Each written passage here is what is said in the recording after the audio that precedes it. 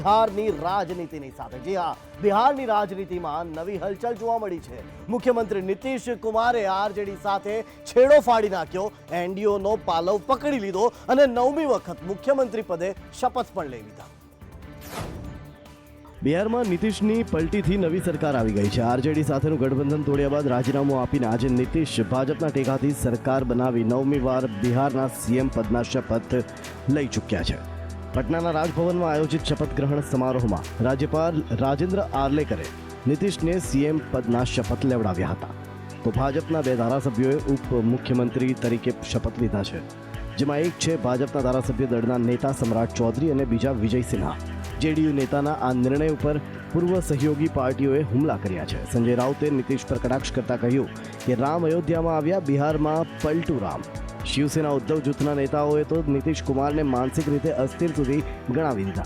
તો આ સિવાય કોંગ્રેસ પાર્ટીના રાષ્ટ્રીય અધ્યક્ષ મલ્લિકાર્જુન ખડગેએ પણ નીતિશ કુમાર પર પ્રહાર કરતા કહ્યું કે દગાબાજ છે એ પહેલાથી જ લોકો જાણે છે. તેઓ આ વખતે પણ પાર્ટી બદલવાના હતા એ ઇન્ડિયા ગઠબંધનને પહેલેથી જ ખ્યાલ હતો. તો લોકસભા ચૂંટણી પહેલા ગુજરાત કોંગ્રેસ સંગઠનમાં ફેરફારનો તખ્તો તૈયાર કરાયો છે. 7 મહાનગરોની અને 10 જિલ્લાના સંગઠનમાં ફેરફાર કરાશે. લોકસભા ચૂંટણીને લઈ ગુજરાતમાં ભાજપ, કોંગ્રેસ અને આમ આદમી પાર્ટી સહિતના પક્ષો સક્રિય થયા છે. ભાજપે તમામ 26 લોકસભા સીટના મધ્યસ્થ ચૂંટણી કાર્યાલય ખોલી દીધા છે, જ્યારે કોંગ્રેસ ભરૂચ સીટથી ચૈતર વસાવાને ઉમેદવાર જાહેર કરી દીધા છે. આ દરમિયાન કોંગ્રેસ પણ ચૂંટણીને લઈ કમર કસી રહી છે. લોકસભાની ચૂંટણી પહેલા કોંગ્રેસના શહેરી વિસ્તારમાં સંગઠનમાં ફેરફાર થશે. 7 મહાનગરના પ્રમુખ બદલવાનું નક્કી છે. આગામી 24 કલાકમાં 7 મહાનગરના કોંગ્રેસના પ્રમુખ બદલાશે. ગુજરાત કોંગ્રેસ અધ્યક્ષ નવા નામોની યાદી લઈ દિલ્હી પહોંચ્યા છે. સંગઠન પ્રભારી મુકુલ વાસનિક સાથે ચર્ચા કરી પ્રમુખોની યાદી જાહેર કરાશે. શહેરની સાથે કેટલાક જિલ્લા કોંગ્રેસના પ્રમુખો પણ બદલાશે. ટૂંક સમયમાં નવા પ્રમુખોની જાહેરાત થશે. જોકે કોંગ્રેસમાં આ વખતે કરો યા મરોની સ્થિતિ દેખાઈ રહી છે. જોકે કોંગ્રેસ દરેક મોરચે નિષ્ફળ રહી છે અને લોકોના વિશ્વાસ પણ ગુમાવી બેઠી છે. તેવામાં આ વખતની લોકસભામાં કોંગ્રેસે પોતાનામાં ધરમૂળથી બદલાવ કરીને જનવિશ્વાસ પરત મેળવવાનો પ્રયત્ન કરવો જ પડશે અને સંગઠનમાં ફેરફાર એ જ જનવિશ્વાસ પરત મેળવવા માટેનો રસ્તો લાગી રહ્યો છે. લોકસભાને લઈને ભાજપની કવાયત તેજ થતી જોવા મળી રહી છે. ભાજપ પ્રદેશ અધ્યક્ષ CR પાટીલે સુરતમાં ભીત ચિત્રણ કર્યું અને ચૂંટણી પ્રચાર શરૂ કર્યો. ભાજપ દ્વારા ઘરે ઘરે જઈને ભીત ચિત્ર કરવાની કવાયત હાથ ધરવામાં આવી છે. લોકસભાની ચૂંટણીને ધ્યાનમાં રાખીને ભાજપ દ્વારા કવાયત હાથ ધરવામાં આવી છે. ત્યારે સુરતમાં 26 લોકસભા સીટના મધ્યસ્થ કાર્યાલયનું ઉદ્ઘાટન પણ કરવામાં આવ્યું છે અને સાથે જ તમામ લોકસભાની સીટો પર 5 લાખ લીડ મેળવવા માટે તૈયારીઓ પૂરજોશમાં ચાલી રહી છે.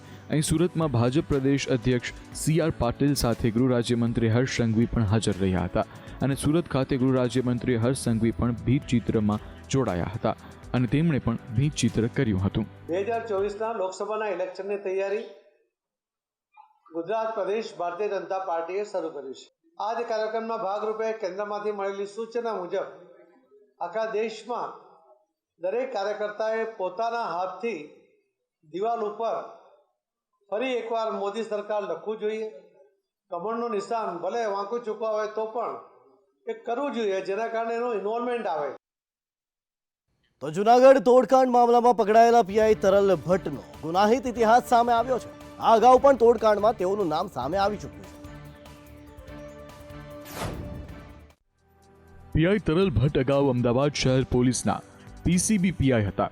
તે સમયે માર્ચ 2023માં માધુપુરા પોલીસ સ્ટેશન વિસ્તારમાં આવતા દુધેશ્વર સુમેલ બિઝનેસ પાર્કમાં કરોડોનું સટ્ટા બેટિંગ રેકેટ ઝડપી પાડ્યું હતું.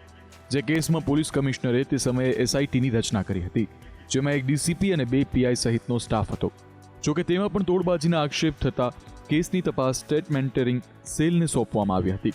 તેમજ પીઆઈ તરલ ભટ્ટ, પીઆઈ બાલિયા, PCBના કોન્સ્ટેબલ નૌશાદ, તુષારદાન, અનિરુદ્ધસિંહ અને હિંમતસિંહની બદલી કરી તપાસ શરૂ કરાઈ હતી.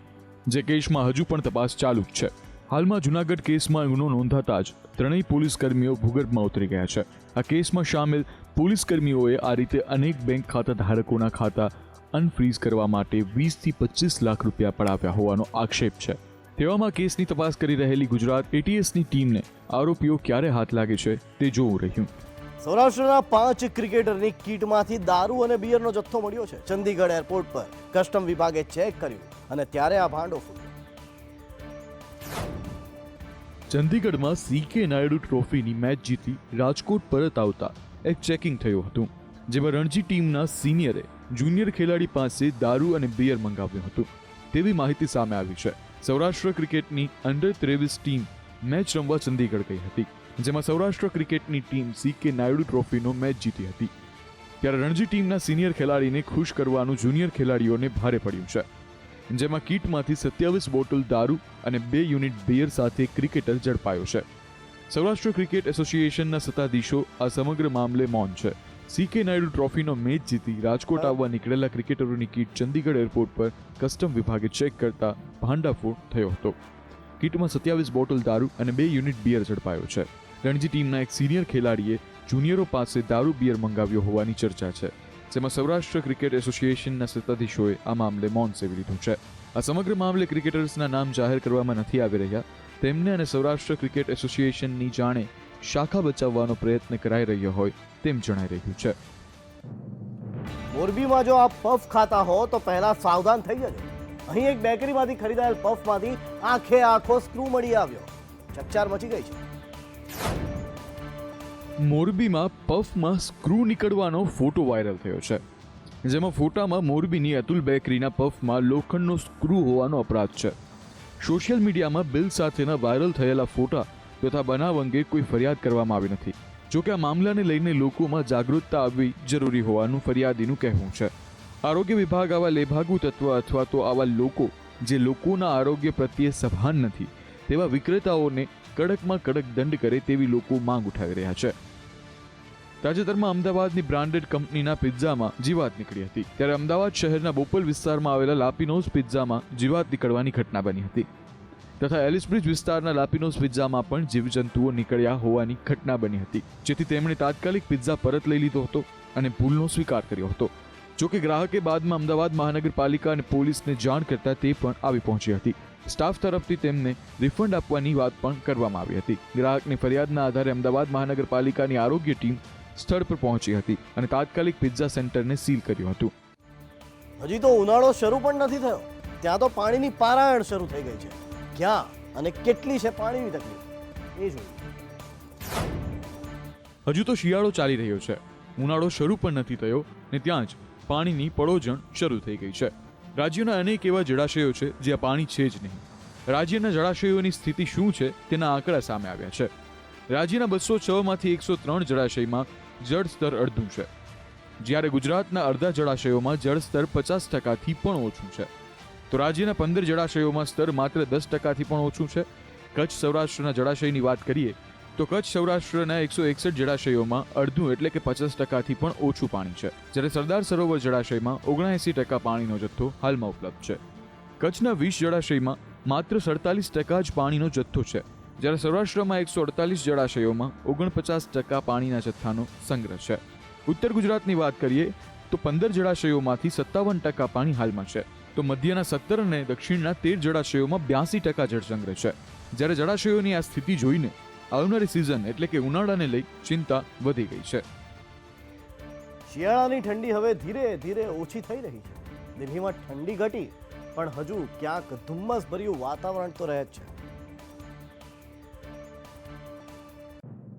હવે દેશમાં ધીરે ધીરે ઠંડી ઓછી થઈ રહી છે. વાત જો રાજધાનીની કરીએ તો દિલ્હીમાં ઠંડી ઓછી થતાં લોકોને ઠંડીથી રાહત મળી છે. દિલ્હી NCRનું જે તાપમાન 5થી 6 ડિગ્રી નોંધાયું હતું ત્યાં મહત્તમ તાપમાન 24 ડિગ્રી નોંધાયું છે. પરંતુ હજુ કેટલાક વિસ્તારમાં ધુમ્મસભર્યું વાતાવરણ જોવા મળ્યું. ઉત્તર પ્રદેશમાં ધુમ્મસ છવાયેલું જોવા મળ્યું. 31 જાન્યુઆરી બાદ ઘણા વિસ્તારોમાં વરસાદની સંભાવના વ્યક્ત કરવામાં આવી છે. હવામાન વિભાગે ઉત્તર ભારતમાં કેટલાક સ્થળે છૂટાછવાયો વરસાદ પડશે તેવી આગાહી કરી છે. તો પર્વતીય રાજ્યોમાં પણ હિમવર્ષા થવાની સંભાવના છે. મેદાની વિસ્તારોમાં સૂકી ઠંડી પડી શકે છે. ઉત્તરાખંડ, પંજાબ, ચંદીગઢ હળવા વરસાદની આગાહી કરાઈ છે. તો હરિયાણા, પશ્ચિમ ઉત્તર પ્રદેશમાં હળવા વરસાદની આગાહી કરવામાં આવી છે. યુપી, બિહારમાં 2 થી 3 દિવસ ગાઢ ધુમ્મસ રહેશે. અન્ય રાજ્યોમાં ધુમ્મસને કારણે દિલ્હી આવતી ટ્રેન અને હવાઈ સેવાને અસર પહોંચી છે. ટ્રેન ફ્લાઇટ મોડી પડતા મુસાફરો અટવાયા છે અને હાલાકીનો સામનો કરી રહ્યા છે. વડાપ્રધાન નરેન્દ્ર મોદી આજે 109મી વખત મન કી બાતમાં પોતાના વિચારો દેશવાસીઓની સમક્ષ રજૂ કર્યા. તેમણે અયોધ્યાના રામ મંદિરને યાદ કરીને કહ્યું કે મંદિર એ દેશના કરોડો લોકોને એક તાંતણે બાંધ્યા છે. વડાપ્રધાને કહ્યું કે આ વખતે 26મી જાન્યુઆરીની પરેડ ખૂબ જ અદ્ભુત હતી, પરંતુ પરેડમાં સૌથી વધુ ચર્ચા મહિલા સશક્તિકરણની હતી. જ્યારે કેન્દ્રીય સુરક્ષા દળો અને દિલ્હી પોલીસની મહિલા ટુકડીએ કર્તવ્ય પથ પર માર્ચ કરવાનું શરૂ કર્યું ત્યારે દરેક વ્યક્તિએ ઉત્સાહનો અને ગર્વનો અનુભવ કર્યો. આ વખતે પરેડમાં કૂચ કરેલી 20 ટુકડીઓમાંથી 11 ટુકડીઓ માત્ર મહિલાઓની હતી અને DRDO દ્વારા બહાર પાડવામાં આવેલ ઝાંખીએ પણ સૌનું ધ્યાન ખેંચ્યું હતું. તે દર્શાવે છે કે તે કેવી રીતે મહિલા શક્તિ દરેક ક્ષેત્રમાં દેશનું રક્ષણ કરી શકે છે, ભલે પછી જળ, જમીન, આકાશ, સાયબર કે અવકાશ હોય. આ ઉપરાંત તેમણે રામ મંદિરના એ ભવ્ય પ્રાણ પ્રતિષ્ઠા મહોત્સવને પણ યાદ કર્યો હતો. તેમણે કહ્યું કે ભગવાન રામનું શાસન આપણા બંધારણના ઘડવૈયાઓ માટે પણ પ્રેરણા સ્ત્રોત હતું અને તેથી જ 22 જાન્યુઆરીએ અયોધ્યામાં મેં દેવથી દેશ, રામથી રાષ્ટ્ર વિશે વાત કરી હતી. તેમણે કહ્યું કે અયોધ્યામાં પ્રાણ પ્રતિષ્ઠા પ્રસંગે દેશના કરોડો લોકોને એક સાથે જોડી દીધા છે. દરેકની લાગણી સરખી છે, દરેકની ભક્તિ સરખી છે, દરેકના શબ્દોમાં રામ છે, દરેકના હૃદયમાં રામ છે. 22 જાન્યુઆરીએ સાંજે સમગ્ર દેશે રામજ્યોતિ પ્રગટાવી અને દિવાળીની ઉજવણી કરી હતી. અયોધ્યાના રામ મંદિરમાં વિવિધ જગ્યાએથી વિશેષ ભેટ સોગાદ આપવામાં આવી રહી છે અને તેવામાં મંદિરના ગર્ભગૃહને સાફ કરવા માટે હવે ચાંદીની સાવરણીની ભેટ અખિલ ભારતીય માંગ સમાજ દ્વારા અયોધ્યાના રામ મંદિરમાં પ્રાણ પ્રતિષ્ઠા બાદ મોટી સંખ્યામાં લોકો યથાશક્તિ દાન આપી રહ્યા છે. પ્રાણ પ્રતિષ્ઠા બાદથી અત્યાર સુધીમાં 3.5 કરોડથી વધુનું રેકોર્ડ બ્રેક દાન મંદિરને મળી રહ્યું છે. તેવામાં મંદિરમાં વિશેષ રીતે ભેટ સોગાદો પણ આપવામાં આવી રહી છે. તેવામાં અયોધ્યાના આ રામ મંદિરમાં અખિલ ભારતીય માંગ સમાજ દ્વારા ચાંદીની સાવરણીની ભેટ આપવામાં આવી રહી છે. આ સમાજના અગ્રણીના જણાવ્યા પ્રમાણે આ સાવરણીનું વજન 1.75 કિલોગ્રામ છે, જ્યારે 3 ફૂટની તેની ઊંચાઈ છે. સાવરણીનો ઉપયોગ ગર્ભગૃહમાં સફાઈ માટે કરવામાં આવશે તેવું તેમણે જણાવ્યું હતું. રામ મંદિરના ગર્ભગૃહમાં વિશેષ શણગાર કરવામાં આવ્યો છે.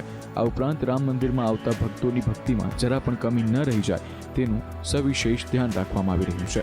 તેવામાં ચાંદીની સાવરણીથી સફાઈ મંદિરની પુણ્યતામાં ઓર વધારો કરશે તેવું અખિલ ભારતીય માંગ સમાજના અગ્રણીનું કહેવું છે. ઉલ્લેખનીય છે કે પ્રાણ પ્રતિષ્ઠા બાદ મોટી સંખ્યામાં ભક્તો મંદિરના દર્શને પહોંચી રહ્યા છે. તમામ લોકો દર્શન કરી શકે તે માટે મંદિરના દર્શનના સમયમાં પણ વધારો કરવામાં આવ્યો છે. ઇન્ડોનેશિયા કે જ્યાં આખો મુસ્લિમ બહુમતી ધરાવતો દેશ છે, છતાં પણ અહીં થાય છે હિન્દુ દેવી દેવતાઓની પૂજા. ઇન્ડોનેશિયા કે જે મુસ્લિમ બહુમતી ધરાવતો દેશ છે, પરંતુ આ દેશ હિન્દુ દેવી દેવતાઓમાં અપાર આસ્થા ધરાવે છે. ઇન્ડોનેશિયાની રામાયણ એ જગ પ્રસિદ્ધ છે અને સમયાંતરે મુસ્લિમ યુવકો અને યુવતીઓ પોતે રામાયણના પાત્રોનો વેશ ધારણ કરે છે અને રામાયણ પ્રસ્તુત કરે છે. મોટી સંખ્યામાં લોકો આ રામાયણ જોવા માટે દુનિયાભરમાંથી આવે છે. આજે પણ ઇન્ડોનેશિયામાં અનેક એવા સ્થાનકો છે કે જ્યાં હિન્દુ દેવી દેવતાઓના વિશાળ મંદિરો અસ્તિત્વ ધરાવે છે અને તેને જોવા માટે વિશ્વભરમાંથી લોકો આવે છે. આ સાથે આપણે એ જણાવી દઈએ કે ઇન્ડોનેશિયામાં આશરે 78% મુસ્લિમો રહે છે, છતાં અહીં ભગવાન ગણેશ અને ભગવાન વિષ્ણુના વાહન એવા ગરુડની વિશાળ પ્રતિમાઓ છે અને તેમાં લોકો અપાર આસ્થા ધરાવે છે. આ સાથે એક વાત એ પણ આંખે વળગી આવે તેવી છે કે ઇન્ડોનેશિયાના ચલણમાં ભગવાન ગણેશજીનું ચિત્રણ છે. ઇન્ડોનેશિયાની 2000 નોટ ઉપર ગણેશજીનું ચિત્રણ છે. મહત્વનું છે કે ઇન્ડોનેશિયાના લોકો ભગવાન ગણેશને કલા, વિજ્ઞાન અને શિક્ષણના પ્રતીક તરીકે માને છે અને આસ્થાભેર તેની પૂજા કરે છે. બુલેટિનમાં આગળ વાત કરીએ તો ફ્રાન્સના રાષ્ટ્રપતિ ઇમેન્યુઅલ મેક્રોને દિલ્હીની નિઝામુદ્દીન દરગાહની મુલાકાત અને કવ્વાલીની મજા માણી હતી. ફ્રાન્સના રાષ્ટ્રપતિ એમ્યુઅલ મેક્રોન આ વખતના પ્રજાસત્તાક પર્વ નિમિત્તે અતિથિ વિશેષ તરીકે ઉપસ્થિત રહ્યા હતા. આ ભારત પ્રવાસ દરમિયાન પીએમ મોદી એમ્યુઅલ મેક્રોને જયપુરમાં રોડ શો કર્યો. મહત્વનું છે કે વડાપ્રધાન નરેન્દ્ર મોદી, ફ્રાન્સ રાષ્ટ્રપતિ એમ્યુઅલ મેક્રોન વચ્ચે અનેક ક્ષેત્રોમાં મહત્વની ચર્ચાઓ થઈ અને અનેક કરારો ઉપર હસ્તાક્ષર પણ થયા. દ્વિપક્ષીય ચર્ચાઓ થઈ. આમ ભારત અને ફ્રાન્સ વચ્ચેના સંબંધો વધુ મજબૂત બન્યા. આ ભારત યાત્રા દરમિયાન એમ્યુઅલ મેક્રોને દિલ્હીના મુઝામુદ્દીન ઉલિયા દરગાહની મુલાકાત કરી અને મુસ્લિમ પરંપરા પ્રમાણે તેઓને સત્કારવામાં આવ્યા. આ સાથે આપણે જણાવી દઈએ કે આ દરગાહ 700 વર્ષ જૂની છે. આ દરગાહ પ્રખ્યાત સૂફી સંત નિઝામુદ્દીન ઉલિયા અને તેમના શિષ્ય અમીર ખુસરોની કબર છે, જે દિલ્હીમાં આવેલી છે અને લાખો લોકો આસ્થાનું કેન્દ્ર માને છે. સ્થાનિક કાર્યકર્તાઓ દ્વારા મેક્રોનનું સ્વાગત કરાયું હતું અને બાદમાં દરગાહ પરિસરની મુલાકાત કરાવી હતી અને સાથોસાથ કવાલીના કાર્યક્રમમાં મેક્રોને હાજરી આપી અને કવાલીના તાલે મેક્રોન ઝૂમતા નજરે પડ્યા હતા. પાકિસ્તાનના પૂર્વ વડાપ્રધાન નવાઝ શરીફે મોટું નિવેદન આપ્યું છે. નવાઝ શરીફે કહ્યું કે અમે ભારત સાથે સારા સંબંધો વિકસાવવા ઉત્સુક છીએ, પણ એક શરતની સાથે. ઇસ્લામાબાદના પૂર્વ વઝીરે આઝમ એવા નવાઝ શરીફે એક મોટું નિવેદન કર્યું છે. નવાઝે કહ્યું છે કે અમે પણ અમારા પાડોશી દેશ એવા ભારતની સાથે સારા સંબંધો કેળવવા માટે ઉત્સુક છીએ, પણ અમારી શરતો છે. મહત્વનું છે કે પાકિસ્તાનમાં તારીખ 8 ફેબ્રુઆરીએ સામાન્ય ચૂંટણી યોજાવા જઈ રહી છે અને તે પહેલા નવાઝે મુલ્કની આવામ અને અધિકારીઓ સમક્ષ આ મોટું નિવેદન કર્યું છે. નવાઝ શરીફે કહ્યું છે કે ભારતની સાથે શાંતિપૂર્ણ સૌહાર્દપૂર્ણ સંબંધો કેળવવા તત્પર છીએ, પણ અમારી શરત એ છે કે ભારત કાશ્મીરમાંથી કલમ 370 દૂર કરે. ઈરાને અંતરિક્ષમાં પોતાની તાકાત બતાવી અને 15 દિવસમાં અંતરિક્ષમાં એક સાથે 3 જેટલા સેટેલાઇટ લોન્ચ કરી દીધા. ઈરાને છેલ્લા 15 દિવસમાં બીજી વખત એક સાથે 3 સેટેલાઇટ લોન્ચ કરી દુનિયાને તેની શક્તિનો અહેસાસ કરાવ્યો છે. પશ્ચિમી દેશોએ ઈરાનના સતત સેટેલાઇટ લોન્ચિંગની નિંદા કરી છે. ઈરાને રવિવારે કહ્યું કે તેઓ 3 ઉપગ્રહોને સફળતાપૂર્વક અવકાશમાં લોન્ચ કર્યા છે અને તે સમયે પશ્ચિમી દેશોએ ઈરાનના આ તાજેતરના કાર્યક્રમની ટીકા પણ કરી છે. આશંકા વ્યક્ત કરવામાં આવી રહી છે કે તેનાથી ઈરાનના બેલેસ્ટિક મિસાઇલ કાર્યક્રમોમાં વધુ વધારો થઈ શકે છે.